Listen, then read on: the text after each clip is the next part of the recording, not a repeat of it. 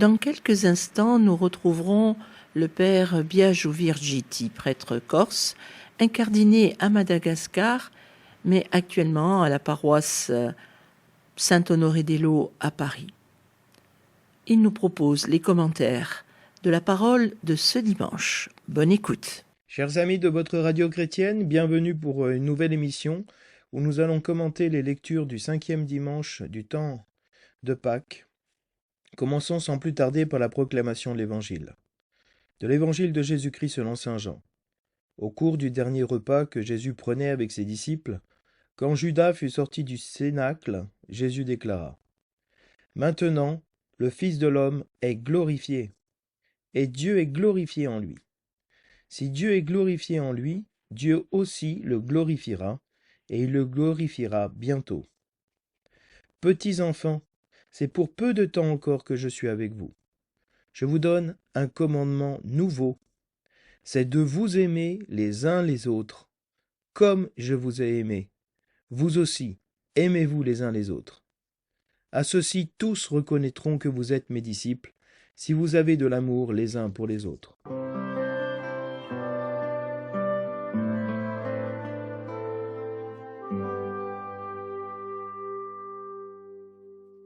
Des Actes des Apôtres.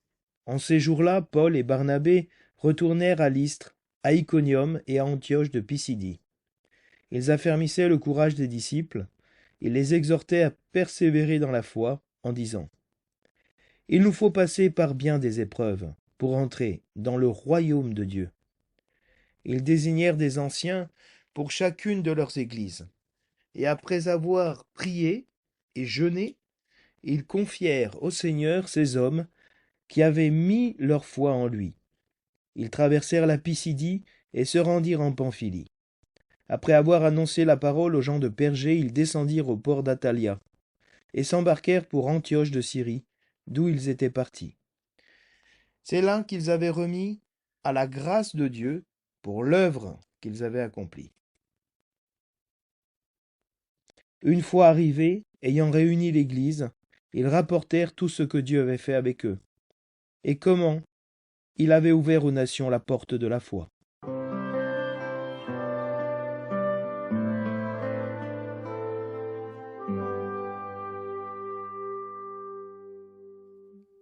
Le refrain du psaume nous dit : « Mon Dieu, mon roi, je bénirai ton nom toujours et à jamais. » Le Seigneur est tendresse et pitié, lent à la colère et plein d'amour. La bonté du Seigneur est pour tous, sa tendresse pour toutes ses œuvres.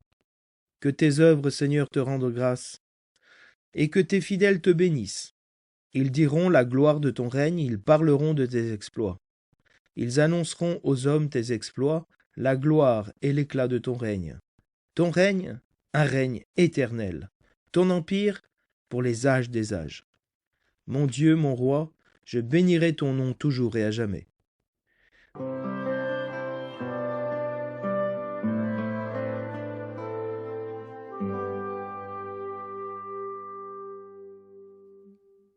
De l'Apocalypse de saint Jean. Moi, Jean, j'ai vu un ciel nouveau et une terre nouvelle, car le premier ciel et la première terre s'en étaient allés. Et de mer, il n'y en avait plus. Et la ville sainte, la Jérusalem nouvelle, je l'ai vue qui descendait du ciel d'auprès de Dieu, prête pour les noces, comme une épouse parée pour son mari. Et j'entendis une voix forte qui venait du trône. Elle disait : « Voici la demeure de Dieu avec les hommes. Il demeurera avec eux, et ils seront son peuple. Et lui-même, Dieu avec eux, leur sera leur Dieu. Il essuiera toute larme de leurs yeux, et la mort ne sera plus. Et il n'y aura plus ni deuil, ni cri, ni douleur. Ce qui était, en premier, s'en est allé. » Alors, celui qui siégeait sur le trône déclara : « Voici que je fais toutes choses nouvelles. » Parole du Seigneur.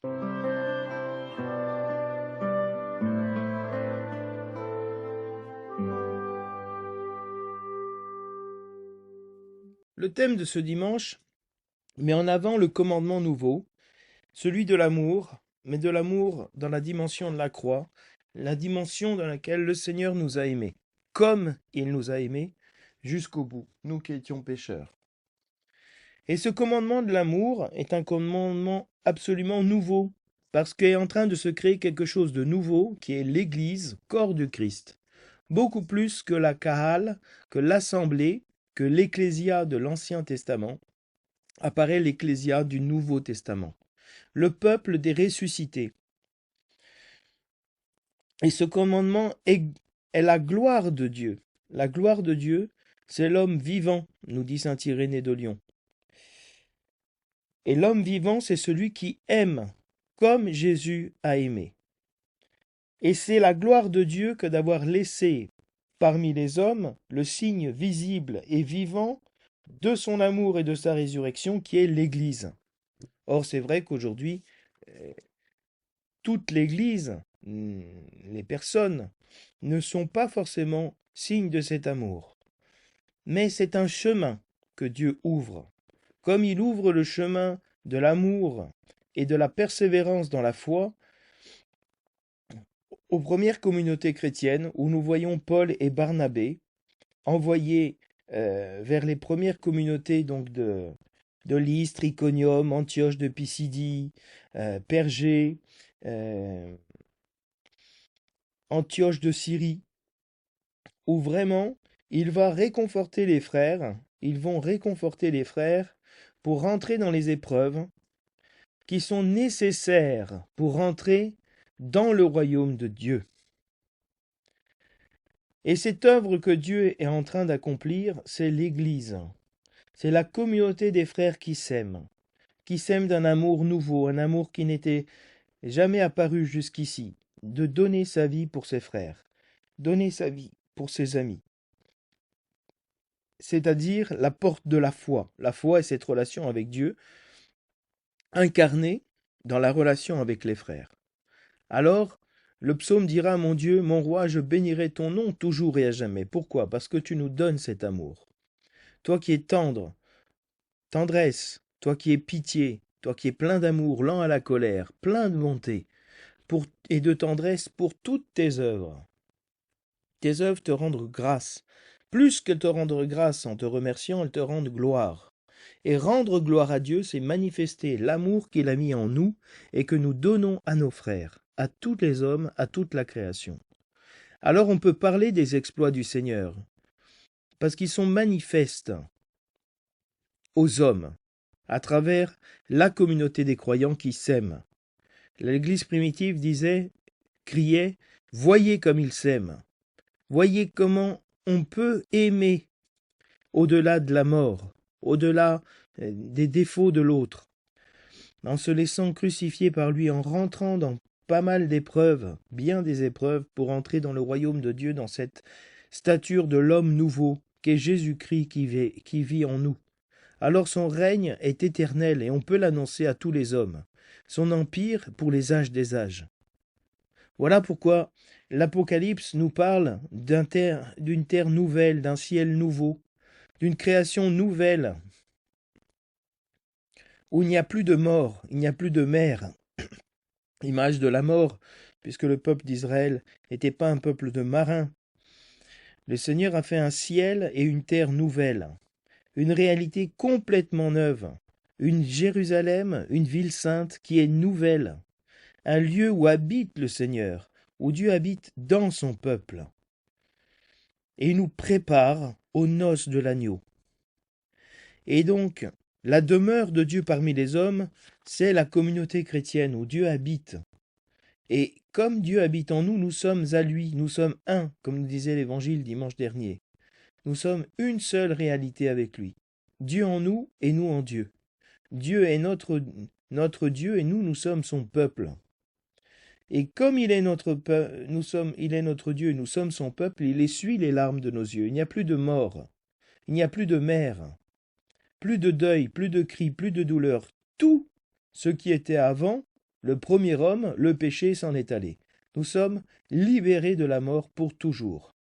Alors voilà que Dieu fait vraiment toutes choses nouvelles.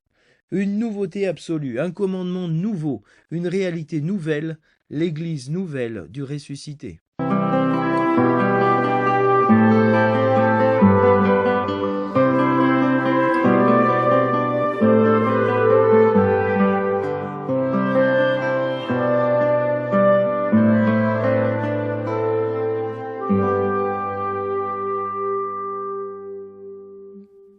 Le commandement nouveau, celui de l'amour, Jésus-Christ le donne dans l'évangile de Jean au chapitre 13, juste après avoir manifesté le lavement des pieds, l'amour jusqu'au bout pour ceux qui vont le trahir, y compris pour Judas, auquel il lavera les pieds.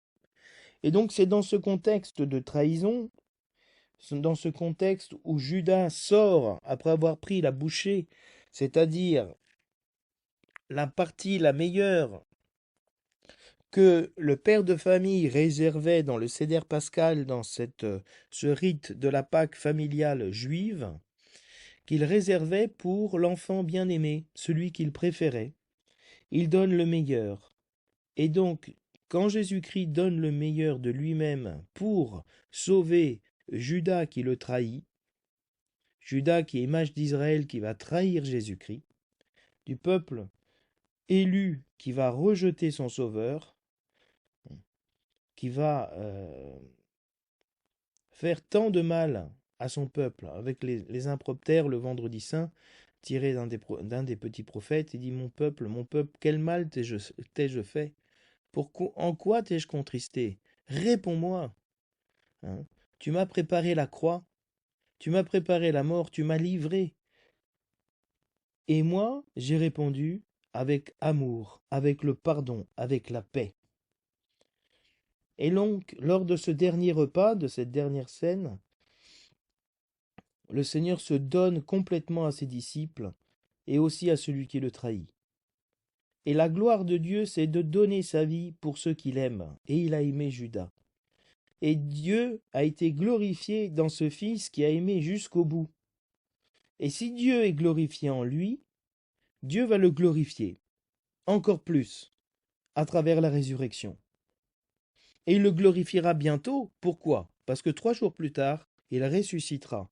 Il entrera dans la gloire de la résurrection, prémisse de notre résurrection. Alors Jésus-Christ parle à ses disciples en les appelant petits enfants.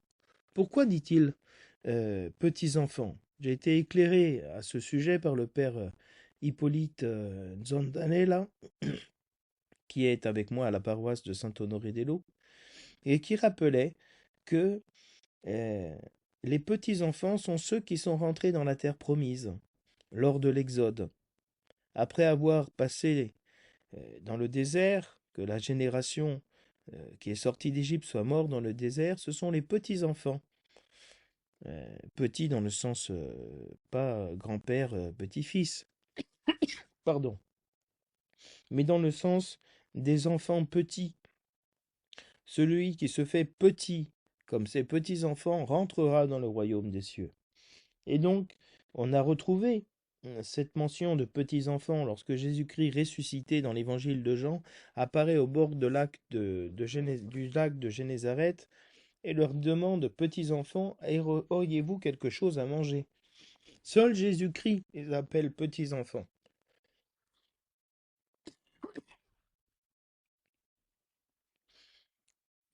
En les appelant ainsi, il montre qu'il est le Fils du Père, qu'il est celui qui les engendre, qui les fait entrer dans la terre promise.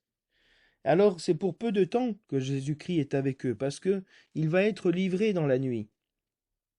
Mais avant d'être livré, il leur laisse son testament, son héritage, son commandement, sa volonté propre. Et ce commandement est un commandement absolument nouveau. Il y a la nouveauté de l'Évangile. Quelle est cette nouveauté? S'aimer les uns les autres. Parce que dans l'Ancien Testament, on aimait ses amis et on haïssait ses ennemis. Or, nous sommes tous ennemis les uns des autres, par notre manière d'être, de vivre, de nous relationner les uns avec les autres. Puisque nous faisons souffrir les autres, sans le vouloir. Et Jésus-Christ rajoute, comme je vous ai aimé, vous aussi aimez-vous les uns les autres. Voilà la dimension dans laquelle le Seigneur nous appelle à nous aimer. Non plus dans un amour humain, charnel, d'aimer ceux qui nous font du bien et de haïr ceux qui nous font du mal, mais de nous aimer totalement en donnant notre vie pour les autres. Comme Jésus a donné sa vie pour nous, qui étions ennemis de la croix du Christ, nous qui l'avons trahi, nous qui avons choisi Barabbas à la place de Jésus-Christ. Nous avons choisi l'assassin à la place de l'innocent, de la victime. Et Jésus-Christ révèle une chose fantastique. L'Église, si vous vous aimez les uns les autres, quand vous vous aimerez les uns les autres, tous reconnaîtront que vous êtes mes disciples.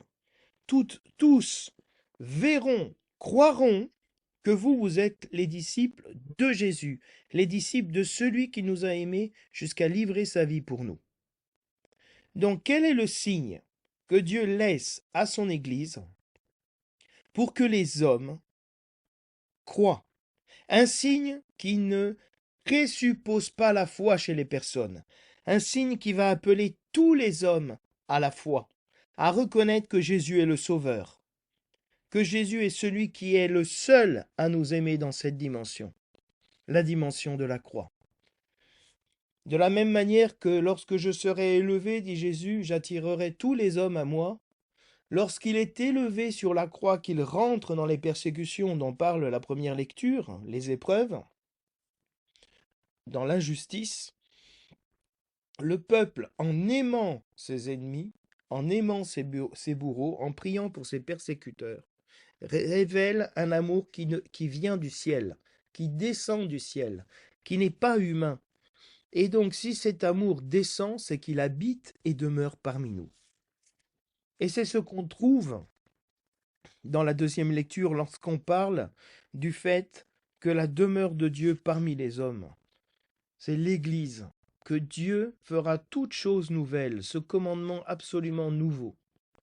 Et c'est pour ça que dans les Actes des Apôtres, nous sommes au chapitre 14 des Actes, donc à peu près à la moitié du livre des Actes des Apôtres, Paul, qui a été le persécuteur de l'Évangile, des chrétiens, se retrouve avec Barnabé, qui est de Chypre, et qui a vendu tous ses biens, tous ses champs à Chypre, pour l'Église, pour l'évangélisation. Et ils nous disent que Paul et Barnabé, qui donc fonctionnent ensemble, qui sont tous les deux missionnaires de l'Évangile, qui ont été mis à part par l'Esprit Saint pour pouvoir annoncer l'Évangile. Et pourquoi ils sont envoyés deux à deux? Pourquoi Jésus-Christ envoie ses disciples deux à deux? Parce que, nous dit Saint Grégoire le Grand, quand ils sont deux, ils manifestent l'amour de Dieu pour le prochain. On s'aime dans la dimension de la croix, on s'aime les uns les autres. Le signe qui appelle à la foi, c'est pas le chrétien, c'est les chrétiens, c'est l'Église. Là où deux ou trois sont réunis en mon nom, moi je suis là au milieu d'eux. Et donc je suis ressuscité au milieu d'eux. Et eux sont des prédicateurs itinérants, des missionnaires de l'Évangile. Ils vont à Lystre, à Iconium, à Antioche de Pisidie. Cette partie-là de la Turquie, sud de la Turquie, vers au-dessus de Chypre. Et ils affermissent le courage des disciples, c'est-à-dire de continuer, malgré les difficultés, à s'aimer, les difficultés qu'ils ont à l'intérieur de la communauté et à l'extérieur de la communauté chrétienne. Il les invite, et même plus qu'invite, il les exhorte à persévérer dans la foi. La foi n'est jamais acquise. Il est nécessaire de persévérer, d'être endurant, de tenir ferme dans la foi, dans cette foi que Dieu nous aime et que Dieu nous a appelés à nous aimer les uns les autres. Et ils disent il est nécessaire de passer par bien des épreuves pour entrer dans le royaume de Dieu. Nous, très souvent, nous sommes très religieux et nous n'avons pas la foi. Parce que la foi nous fait voir les épreuves comme une nécessité pour entrer dans le royaume de Dieu. Il faut passer par la croix, il faut mourir pour ressusciter. Notre vie chrétienne n'est pas un tapis rouge qui est déroulé devant nous où Dieu fait tout ce qui est bon pour nous. Non, nous sommes conscients que passer par les épreuves, les tribulations, les injustices, les souffrances, la maladie, la mort d'un proche, sont nécessaires pour entrer dans le royaume, pour avoir cette relation d'amour avec le Père, d'être un avec le Père, que le Père habite véritablement en nous, et que son Fils et que son Esprit Saint nous donnent cette relation d'amour les uns avec les autres, parce que Dieu habite en nous et que nous l'aimons de tout notre cœur. À ce moment-là, Paul et Barnabé vont désigner des anciens dans chacune des églises, comme la première hiérarchie, pour pouvoir guider, exhorter le peuple chrétien. Et alors il prie et il jeûne, et il confie ces hommes à Dieu. Pourquoi ces hommes-là? Parce que ces hommes ont mis leur foi en Dieu. Ils ont manifesté une foi véritable. Aujourd'hui, on ne présuppose pas la foi dans l'ordination des prêtres ou même des évêques, ou plutôt on la présuppose, mais on ne la vérifie pas toujours, alors que dans l'Église primitive étaient choisis comme anciens ceux qui manifestaient des œuvres de foi. Sentir l'appel de Dieu à devenir prêtre ne suffit pas pour être un ancien, pour être un véritable pasteur. Il est nécessaire de grandir dans la foi et de manifester les œuvres de la foi. Quelles sont les œuvres de la foi? Ces œuvres qui appellent les païens et le monde entier à reconnaître Jésus-Christ comme leur sauveur, nous aimer les uns les autres. Or, aujourd'hui, dans beaucoup d'endroits, hein, les anciens de l'Église sont particulièrement combattus. Nous sommes pas souvent dans une grande unité. Il faut des événements très forts pour qu'un presbytérium puisse s'aimer dans la dimension de la croix, s'aimer les uns les autres. Et c'est un véritable défi, en particulier pour tout le presbytérium, pour tous les prêtres, de s'aimer ceux qui travaillent ensemble et de manifester l'amour entre les frères, alors que nous sommes différents, que nous pensons différemment, que nous avons différentes sensibilités, mais nous avons un même Seigneur, et en ce Seigneur, nous nous aimons les uns les autres. Et c'est vrai pour toutes les communautés chrétiennes, qui elles aussi sont divisées en clans, en sensibilités. Et le Seigneur nous appelle à nous aimer véritablement, à aller les uns vers les autres, à ne pas rester dans notre dimension individualiste. Et les prêtres et l'évêque de Rome est le garant de cette unité, de cette communion entre les frères. Pour ça, le pape Léon, lorsqu'il a été institué, a dit qu'il saluait l'Église avec le salut de la résurrection. La paix soit avec vous. Le Christ est ressuscité. Et alors, après avoir institué des anciens qui vont guider les communautés, Paul et Barnabé traversent la Pisidie et vont à Pamphylie. Ils annoncent la parole de Dieu aux hommes de Pergée et ils descendent au port d'Atalia. Et là, ils embarquent pour Antioche de Syrie. Il y avait différentes villes d'Antioche, Antioche de Pisidie, Antioche de Syrie. Et c'est à Antioche qu'on a donné pour la première fois le nom de chrétien, d'autres Christ, de christifié. Et donc ils retournent d'où ils étaient partis, à l'église d'Antioche, qui a donné les fruits merveilleux de l'église des premiers chrétiens, de ceux qui s'aimaient, dont on a crié, voyez comme ils s'aiment. Là où ils avaient reçu la grâce de Dieu pour accomplir cette œuvre d'annoncer et d'appeler tous les hommes à la foi chrétienne, à reconnaître que Jésus-Christ est le Sauveur. Et lorsqu'ils arrivent, ils réunissent l'Église et ils racontent tout ce que Dieu a fait avec eux dans toutes ces villes qu'ils ont traversées et qu'on a citées. Et comment le Seigneur avait ouvert aux nations, aux païens, à ceux qui n'étaient pas Israël, la porte de la foi. Car c'est possible de rentrer dans la foi. La foi se reçoit par la folie de la prédication. Mais la folie de la prédication accompagnée par le signe de la foi, qui est l'amour entre les frères. Alors vraiment on peut dire avec le psaume, je bénirai le Seigneur en tout temps, toujours et à jamais. Parce qu'il est tendre, pitié, lent à la colère, plein d'amour, sa bonté pour tous, sa tendresse pour toutes ses œuvres.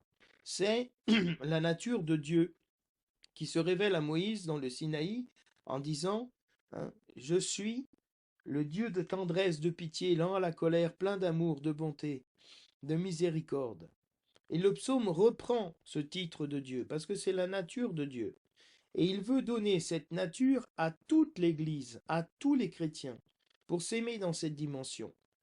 Alors, les œuvres, quelles sont les œuvres que le Seigneur fait et qui le rendent grâce? Ces œuvres dont parlaient Paul et Barnabé. Cette œuvre nouvelle que fait Jésus-Christ en donnant le commandement nouveau et en instituant l'Église, en formant l'Église dans une communion d'amour.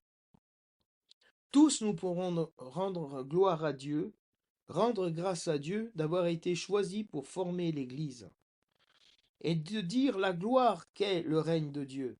Quelle force, quelle splendeur, quelle majesté, quels exploits le Seigneur a fait au milieu de nous. Il nous a sortis de l'égoïsme pour nous faire entrer dans la mort. Dans la mort pour ressusciter avec lui et nous aimer d'une vie nouvelle.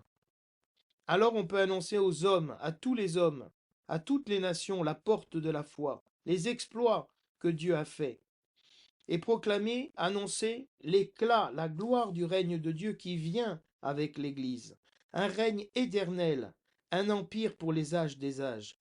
C'est-à-dire, rien n'arrêtera l'évangile et l'évangélisation, parce que cet amour entre les frères a vaincu la mort. Ce sont des personnes qui ont déjà vaincu la mort, sur qui la mort n'a plus aucun pouvoir. Donc ils sont déjà ressuscités. C'est pour ça que Saint Jean nous dira dans l'Apocalypse qu'il a vu un ciel nouveau, une terre nouvelle, quelque chose de fantastique, une création nouvelle. Le ciel où Dieu habite, où les hommes habitent de nouveau, et une terre nouvelle, renouvelée complètement. Cette terre avec laquelle nous avons été formés avec le premier Adam. Eh bien Jésus-Christ, cette terre, l'a abreuvée, l'a baignée de son sang par le baptême, et a fait de nous des créations, des créatures nouvelles. Ce qui était le ciel nouveau, le ciel ancien et la terre ancienne sont partis, elles s'en sont allées. Et la mer n'existe plus, il n'y a plus de mort, il n'y a plus de souffrance. Et au milieu de ce ciel nouveau, il y a une ville sainte, Jérusalem nouvelle. Pas la Jérusalem qui a crucifié Jésus-Christ, la Jérusalem nouvelle qui a accueilli le pardon de Dieu, qui s'est laissé aimer dans son aversion pour le Seigneur. Et alors elle descend du ciel. Cette nature nouvelle, elle nous est donnée du ciel, de Dieu même. C'est la présence de Dieu, l'Église. Et cette épouse, elle est prête pour les noces, préparée par son époux, qu'est Jésus-Christ. Donc, c'est une création nouvelle en vue d'un mariage nouveau, de nouvelles noces. Et une voix forte qui vient du trône, et donc qui vient de Dieu, dit « Voici la demeure de Dieu avec les hommes. Voici l'Église, voici l'homme. Voici où Dieu habite. Dieu habite avec les hommes, pas parmi les hommes, avec eux. Il est avec eux, il est même plus qu'avec eux, il est en eux, il demeure en eux, nous dit la voix qui sort du trône. Et comme il demeure en nous, nous sommes son peuple. Et Dieu est avec nous. Dieu est notre Dieu. Nous n'avons plus pour Dieu les idoles de ce monde, l'argent, le pouvoir. Nous avons un nouvel héritage. Et toutes nos larmes qui ont coulé pour les souffrances que nous avons vécues et la mort que nous avons traversée n'existera plus. Il n'y aura plus de mer, il n'y aura plus de mort, il n'y aura plus de larmes, parce qu'elles auront été essuyées par celui qui nous lave à travers les larmes du baptême, les larmes de la compunction, comme parlent les pères du désert. Il n'y aura plus de deuil. On ne sera plus en deuil d'avoir perdu quoi que ce soit. Il n'y aura plus de cris, il n'y aura plus de douleur. Parce que tout ce qui était ancien s'en est allé. Et donc nous sommes dans quelque chose de nouveau. Comme dit la bénédiction finale de la nuit pascale, ils sont finis les jours de la passion. C'est fini. Ça suffit de souffrir. Maintenant, nous vivons en ressuscité. Et celui qui siégeait sur le trône, c'est-à-dire Dieu, dit « Voici que je fais toutes choses nouvelles ». J'aime beaucoup ce passage qui est repris dans le film La Passion de Mel Gibson, où Jésus-Christ rencontre sa mère alors qu'il vient de tomber pour la première ou deuxième fois, et sa mère vient le relever sur la Via Dolorosa, et il est en train de dire à sa mère « Laisse, femme, je suis en train de faire toutes choses nouvelles ». Ces choses, ces œuvres de Dieu qui sont nouvelles, que l'homme ne pouvait pas se donner à lui-même, je suis venu l'accomplir à travers la passion, à travers la mort, pour qu'il vive et qu'il vive à jamais. Donc cette chose nouvelle qu'est l'Église, c'est cet amour nouveau, ce ciel nouveau et cette terre nouvelle. Prions pour que vraiment cette réalité s'accomplisse de jour en jour, toujours plus, pour qu'elle s'accomplisse dans ce monde qui a besoin de nouveauté, de la nouveauté de l'Évangile. Alors je vous dis à la semaine prochaine pour une nouvelle émission, en espérant qu'elle soit vraiment nouvelle et qu'elle porte la nouveauté de l'Évangile. À très bientôt.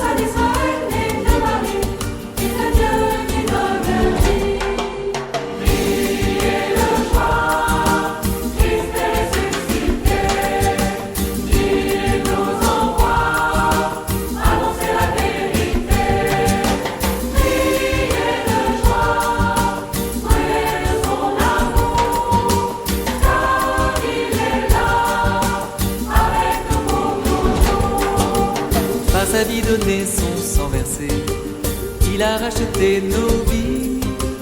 Il détruit les portes des enfers, il nous sauve du péché. À tout homme il donne son salut, don gratuit de son amour. Vivons dans sa gloire et sa clarté, maintenant et à jamais. Priez de joie.